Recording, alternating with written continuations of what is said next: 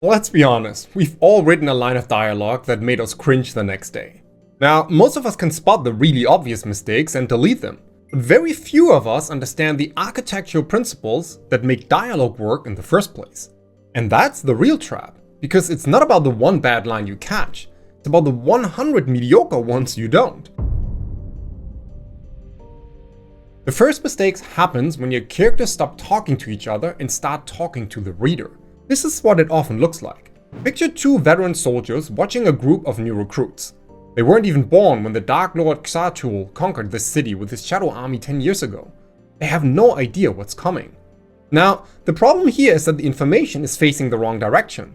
The character is speaking to the reader through the other soldier.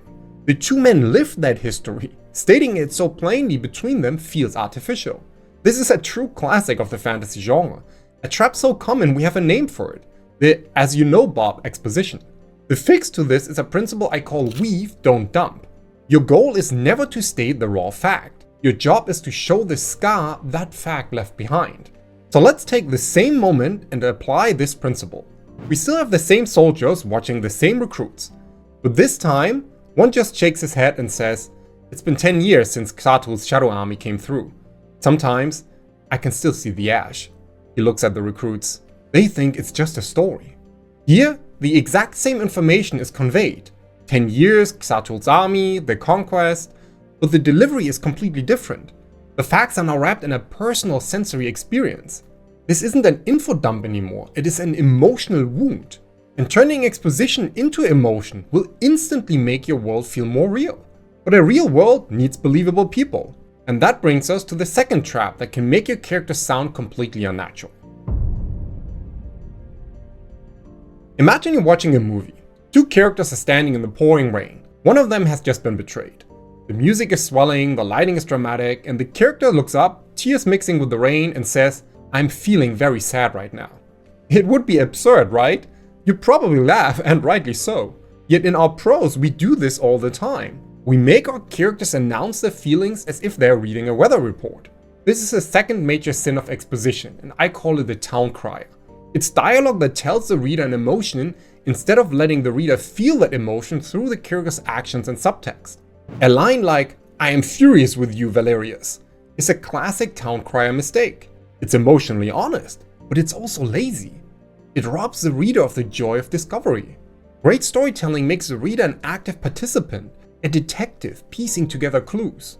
The town crier, on the other hand, turns them into a passive audience member being told what to think. So how do we shut the town crier up? Well, the fix is to focus on what I call emotional evidence. Instead of stating the emotion, you present the evidence for it and let the reader be the judge. Let's take that line again, "I am furious with you, Valerius." How can we show that fury without saying it? What is the evidence of fury? It could be a sudden chilling quiet. It could be a hand gripping a cup so tightly the porcelain cracks. Or it could be a meticulously chosen polite insult that cuts deeper than any shout. Instead of the town crier line, our character might say with a voice barely above a whisper, "Do you find the tapestries in this hall to your liking? My father commissioned them before you had him executed." The word furious is nowhere to be found, but the fury is palpable. It's in the cold precision of the words, the deliberate shift in topic, and the devastating final clause. We, the readers, get to be the detectives. We see the evidence, the controlled voice, the mention of a dead father, and we reach the conclusion ourselves. This person is filled with rage. That feeling of discovery is infinitely more satisfying and immersive than simply being told. I want you to picture a stage play. The curtain rises and you see a grizzled, one-eyed dwarf sharpening his axe. He opens his mouth and speaks with the thoughtful, elaborate prose of a university professor. Then a cunning street urchin darts onto the stage. She speaks with the exact same thoughtful, elaborate prose. Finally, the ancient elven queen enters, and she too speaks with the same vocabulary and sentence structure. It's like one actor is playing all the parts, just wearing different costumes. This is mistake number 3, and I call it the clone army. It's what happens when every character in your story sounds the same. They all use the same favorite words, preferred sentence rhythms, and the same personal wit. This doesn't just make the characters feel flat, it makes your entire world feel smaller. If everyone from the docks of your port city to the halls of the royal palace speaks the same way, then those places don't feel distinct. They just feel like different set dressings for the same voice. So how do we give each character a unique voice? Well, the key is to create what I call a vocal blueprint for each major character before you write their dialogue. This goes beyond just giving someone a funny accent. It's a simple profile based on 3 core elements. First, vocabulary. Does your character use simple direct words, or are they more academic and complex? Do they swear, or are they formal? A Doghand, for example, isn't going to use the word myriad. He'll just say a lot. Second, then, we have rhythm. Is the character's speech fast and choppy using short, fragmented sentences? Or is it long and flowing with complex clauses? A nervous character might speak in bursts, while a confident one might speak in measured, complete thoughts. Third, and most importantly, worldview. How does their personal history and perspective color their speech? A cynical thief and an idealistic knight might describe the same sunset, but they will not use the same words. The thief might see it as the dying of the light, the perfect cover for his work. The knight might see it as a divine promise of a new dawn. Let's take a simple piece of information. The royal army is marching north. A pragmatic general might say, our scouts confirm 3 legions marching on the northern pass. They'll be here in 2 days. It's direct, factual, and focused on logistics. A terrified villager, on the other hand, might say, the king's men, they are coming. Hundreds of them with banners and steel. They are heading for the pass. We're trapped. It's emotional, fragmented, and focused on personal danger. Last but not least, a cynical spy might say something completely different. The king is finally moving his favorite toys. A show of forth up north. Predictable. It's dismissive, analytical, and focused on political motive. The information is the same, but the delivery reveals character. So before your next dialogue scene, take 2 minutes and create a vocal blueprint for the characters involved. I promise you, it will be the death of your clone army. But of course, even with a unique voice, there are still traps, especially in our genre. Which brings us to a very specific fantasy problem. We've all read something like it. The brave knight, standing stiffly, turns to the princess and says, "Milady, my duty calls me hence with the morning sun." It's a sentence that sounds like it was written by someone who thinks people in the past talk like a bad Shakespearean actor. As fantasy writers, we fall into this trap because we're trying to create a sense of a different time and place. It is a good instinct. We want our world to feel old, to feel epic. So we reach for archaic sounding words like thee, though, henceforth, and mayhap.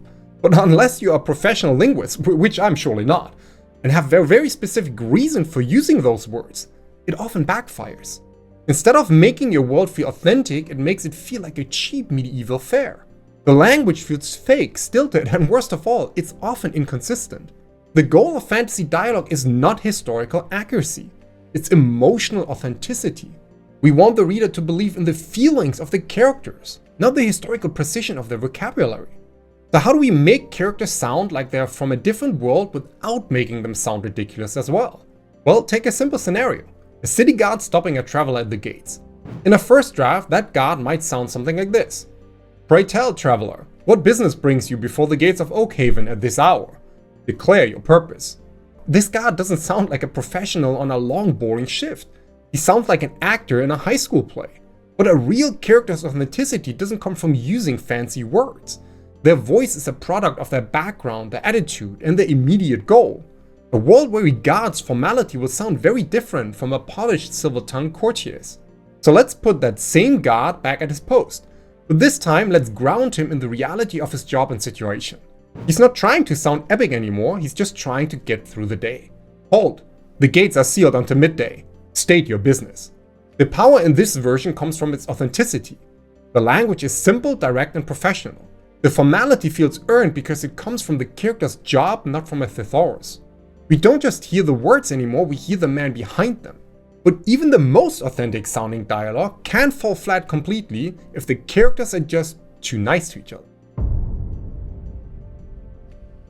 This next mistake is dangerous because it feels like good, efficient writing.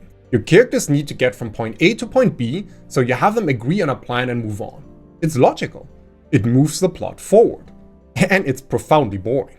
This is a mistake I call the agreement trap. And it looks like this.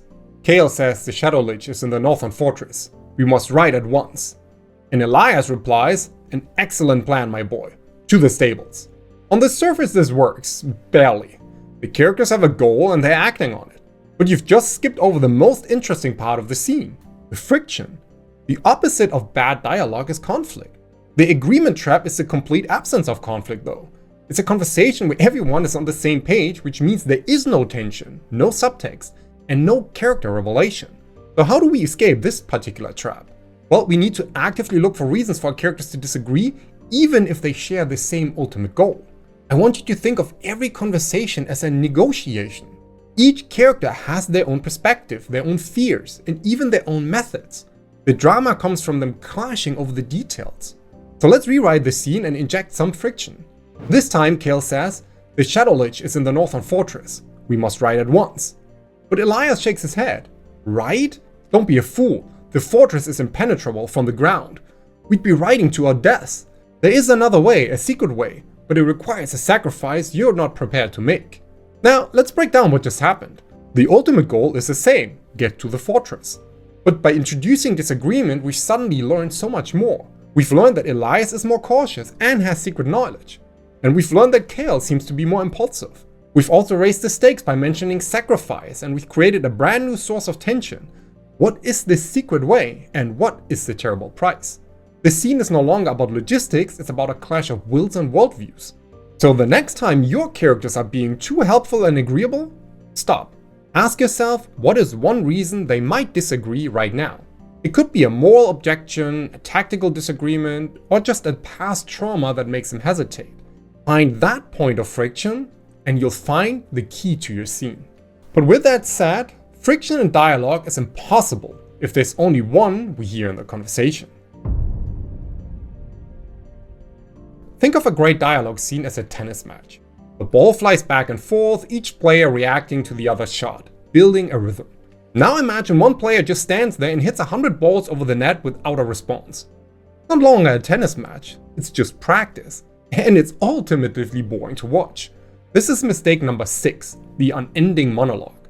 It's when you give a character a beautiful, profound, page-long speech where they lay out their entire philosophy or background without a single interruption. It doesn't matter how well written that speech is. To the reader's eye, it is a wall of text. It's an intimidating block that signals a lecture is coming. The dynamic back and forth energy of the scene dies and the other character is reduced to a passive spectator. Now, we write these monologues because we have something important to say, and we want to make sure the reader gets it, all at once. But this is just another case where our good intentions lead to a bad reader experience. A reader absorbs information and emotion far better in small, digestible chunks. So how do we fix this then? Well, let me introduce you to the serve and return principle. Every piece of dialogue is a serve. It's an action that demands a reaction. The other character must be allowed to return that serve. Their return might be a full line of dialogue, a one-word question, or even just a non-verbal beat like a sharp intake of breath or narrowing of the eyes. So let's take a classic villain monologue. This is a very generic and bad version. You see, hero, my plan is flawless. First, I will use the Sunstone to drain the life from this land. Then, with the kingdom weakened, my armies will march from the east, and I will take the throne that is rightfully mine. A throne denied to me by your treacherous father. That's not very good. So we can break it up using the serve and return principle here. Now, the villain says, my plan is flawless. I will use the Sunstone to drain the life from this very land. The hero says, you're insane. That will kill everyone. A necessary sacrifice. With the kingdom weakened, my armies will march from the east. The hero takes a step forward, hand on his sword. I won't let you. The villain laughs. You think you can stop me? I am taking the throne that was denied to me by your treacherous father. Now, it's still the same generic moment, and it's not very good. But it's also the same information, no longer in a monologue. It's a scene that at least has some life in it.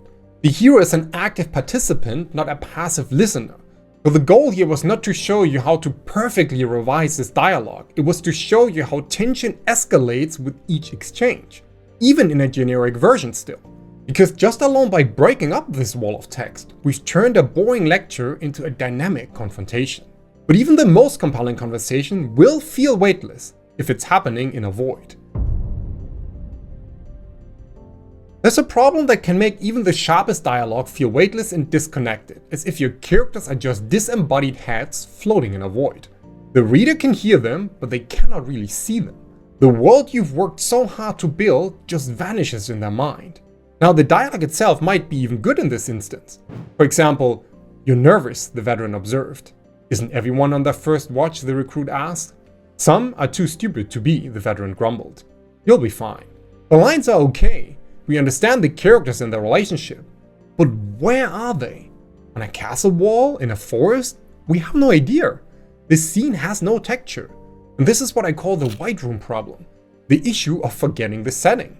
The fix to this is a technique I call the grounded conversation. You look for every opportunity to let your characters interact with the world while they talk, weaving in small physical actions and sensory details. Watch what happens when we take those exact same lines from before and ground them this way. The veteran leaned against the cold stone of the battlement, his gaze scanning the darkness. He didn't look at the recruit when he spoke. You're nervous. The recruit flinched, his hand tightening on the damp wood of his spear shaft. Isn't everyone on their first watch? A bitter wind swept across the wall and the veteran pulled his cloak tighter. Some are too stupid to be. You'll be fine. Nothing about the core dialogue changed, but now we can feel the cold stone, the wind, and the tension in the recruit's hand. The conversation is no longer happening in a white room, it's happening on a castle wall in the middle of the night. The setting isn't just a backdrop, it's a participant in the scene, making it feel real. But the quest for realism can also lead us into a dangerous trap, a mistake that kills a scene's momentum in the name of authenticity. There's a type of dialogue that feels realistic on the surface, but it absolutely kills a scene's momentum. It's the polite greetings, the chit-chat about the weather, the conversational warm-up before the real scene begins. It's the fastest way to break a reader's trust, because it wastes their most precious resource, their time. Imagine a spy meeting a nervous informant. A writer trying for realism might draft something like this. Thank you for meeting me, the spy said. I wasn't sure you'd come, the informant whispered back. The ale here is terrible. It is. So do you have the payment? We spent 4 lines just to get to the point. The first 3 are clutter. This is useless small talk. And the fix is a rule used by screenwriters and playwrights for centuries. Start in the middle. Begin every conversation as close to its point of conflict as possible. So the question here is to find the last possible moment to enter the scene and the first possible moment to leave it. Let's take that same scene and start it in the middle.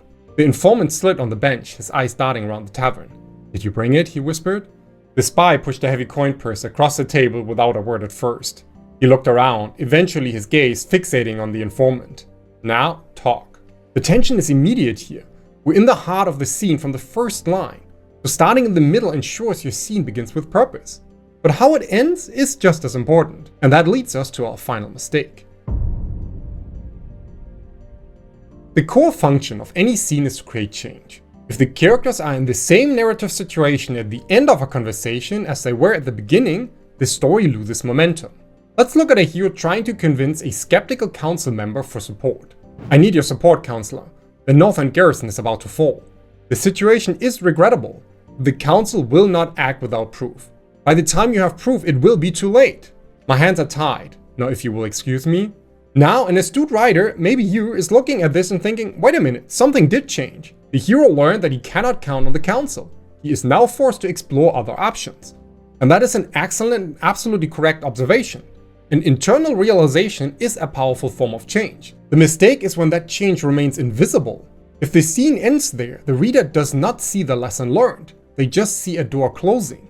The scene feels like a dead end because we haven't been shown the new path. The fix is to make sure any internal change is immediately demonstrated by an external choice or action.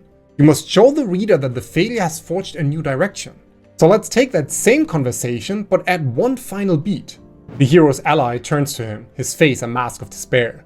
What do we do now? There's no one left.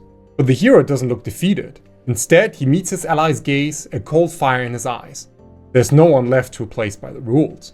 He turns and walks away from the royal court and toward the tangled alleys of the lower city. You see, the dialogue with the counselor is identical, and the failure of the hero to convince the counselor is identical as well. But now the scene ends with a visible outcome. His new resolve is clear, and his action of walking toward the slums implies a new dangerous plan. That means the plot is moving again. So the core principle is this: the outcome of the conversation, whether a success or a failure, must create a new reality for your characters. Ensuring every conversation changes the game will make your plot unstoppable. And now you have it. 9 practical tools to transform your dialogue from a weakness into one of the most powerful assets in your storytelling toolkit. But there is one last crucial truth. Even the most perfectly crafted dialogue in the world will fall flat if the character speaking it is fundamentally broken. That's why you need to watch this video here next, where I break down the 9 worst protagonist mistakes that can kill your narrative before it even has a chance.